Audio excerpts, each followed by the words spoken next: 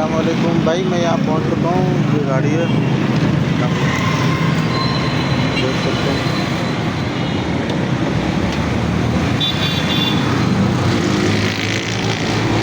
Fender पूरा टेढ़ा हुआ है।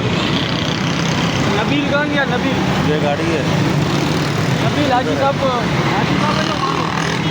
हाजी साहब आए ना जी। नबील आपका बंदा है? ये मेरा भाई है भाई। हाँ, कैसे हुआ ये?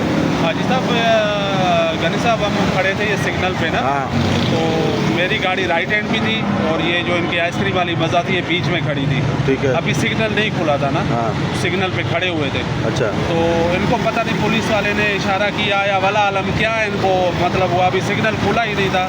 तो इन्होंने राइट हैंड पे गाड़ी ऐसे घुमा के ना इधर टर्न काट के ना इधर मोड़ने के चक्कर में इन्होंने पूरी गाड़ी अर्जेंट मोड़ ली गाड़ी। बस मैं समझ गया आपकी बात। चलो हम लोग